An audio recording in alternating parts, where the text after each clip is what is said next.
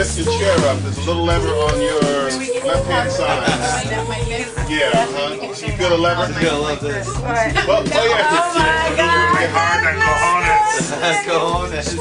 Okay, 15. 15, quiet on set.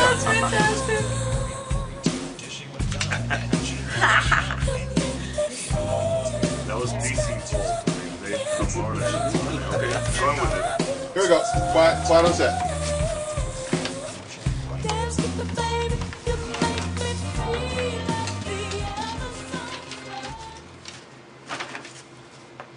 All right, my favorite foodies, we are back. This is the Dishing with Donna show. Thank you so much for hanging tight with us. We are coming live right now from the WGKA studios in Buckhead. Hey, it is time. I have a very special guest for you right now. We all know who he is already, and so does pretty much the rest of the country, with Top Chef being a top show this past season, which was season 6. Season 6, we all watched Hector Santiago take spot in the actual top 10 finalists of the Top Chef. Strong, bold, ready to represent. Hector made us all proud. Thank you so much for coming to the Dishing with Donna show today. Hola, Donna. Nice to see you. Hola, ¿cómo está hoy? Muy bien. Bien. I have to practice my Spanish somehow. I don't speak it fluently, but I understand it fluently, so I'll have to work on that. So Hector, most people know you immediately off the bat because of Top Chef. You were on... Yeah. Right. Well, a lot of people know you from Top Chef. I loved watching you on Top Chef. Now, since it's actually been a while since the show has wrapped. It's been a while. The season's over. Almost a half a year. Yeah, it's been a while. Time flies. What changed for you? What is different in your life now that was not that way before you were actually on Top Chef? You know, mostly it's just getting used to sometimes to people recognizing you or whatnot. I mean, a restaurant have been increasing in popularity. A lot of people that are new to the restaurant coming in and coming back. But in a way, it's kind of weird to get, you're in the airport, all of a sudden somebody say, "Oh, you're dead." Okay.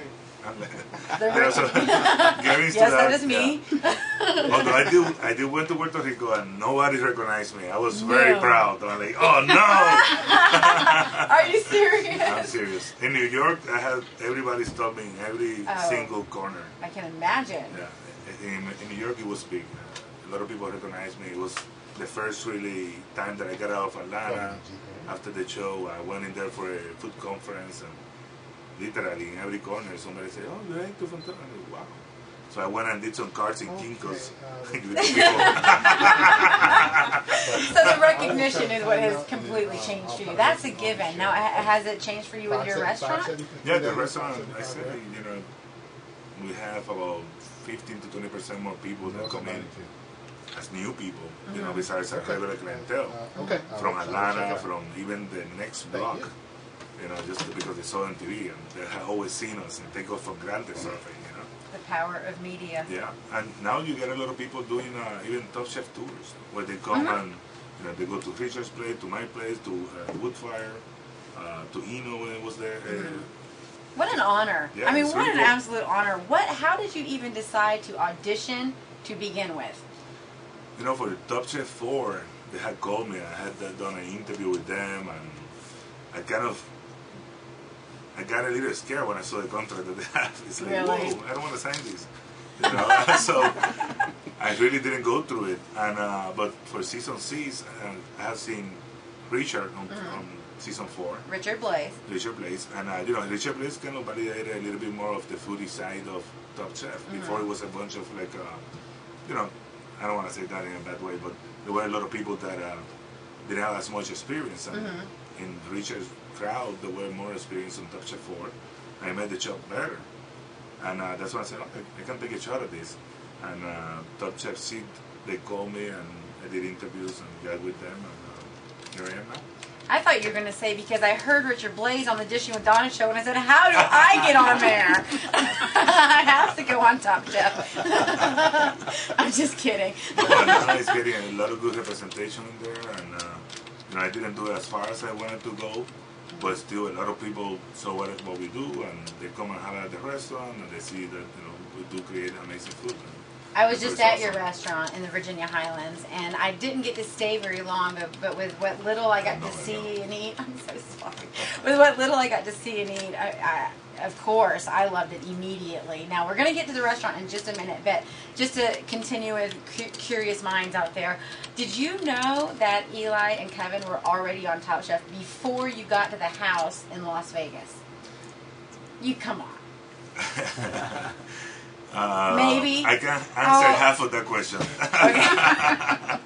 Well, then I had ideas of, you know, there were a lot of rumors of people that had seen people going to interviews and whatnot. So I have ideas of who could have been there, but there were people that were there. Kevin, I didn't expect him really, and I had met Kevin like a week before that. Oh, really? Yeah, and at an event that we were doing together with a bunch of other chefs, and then I saw him over there, and then I saw Eli. It was fun, you know. It was, of course, Atlanta had 3 representatives there. I mean, we're really cranking up, you know, the culinary scene. So, what did you feel when all of those cameras were around you 24/7, outside of your comfort zone and your environment? I mean, was it just surreal? In a way, you know, you just get used to it. But in a way, also, I mean, I try to avoid doing a lot of drama. That's really where I got kicked out. But you know, I mean, going to sleep and waking up with a camera on your face is not that much fun. You know, especially when you slept for hours. You know, and you're stressed already. Right, they leave you a little bit more alone than I anticipated. Oh, because okay. you know, other shows like, you know, Real World and not, they're in the bathroom. Oh. You know, complete invasion of privacy. I was like, ooh, how far this gonna go, you know? But you gotta use the restroom in private. Right. Well, okay, then, you know, it just fascinates me to watch all that. The challenges started immediately the day you got there. It was instantaneous. So you finally got let go on the challenge where you fried a steak. No. On the fried steak, it's the first challenge, and I went in the lower part. You know, I fried the steak and then just couldn't get over it. I mean, the flavor was awesome. It was well cooked. It wasn't overcooked or anything. It was, you know, I had done this before, so it's like this is the opportunity for them to show my cooking. You know, and culture. Yeah, culture. Culture. You know, Frying in Latin culture is very, very standard. You know, I did meat, potatoes, and meat-up-our vegetables in different ways. I did a ceviche of celery. I did a puree of carrots with ají amarillo from Peru. And you know, the potatoes, everything was just like meat and potato, but done very Latinized. And that's exactly what I wanted to show, but they just couldn't get over the fact that the steak went on the fryer. And the steak was in the fryer. Is that Wolfgang Puck, the guy that had done, you know, smoked salmon on pizza, tells me, we don't fry steak in America. I'm like, are you kidding me? It's delicious. They didn't show my reply. I was kind of, come on, you gotta show that part. That was the funnest part when I told him, you know, hey, you put smoked salmon on pizza. Well, I know that you thought. I bet it tastes incredible. I thought it looked delicious. I would have eaten it, and it is. It's a culture thing. So anyhow, you were chosen. The bottom line is this: you were chosen from thousands and thousands and thousands and thousands of national chefs, and you made the top 10 of Top Chef, and now everybody knows who you are. Yeah, it's awesome. So thank you so much, and we got to go really quick, but we're gonna come back, talk a little bit more about Pura Vida. You've got a little something to give away, I think, right? We had some gift certificate for Pura Vida.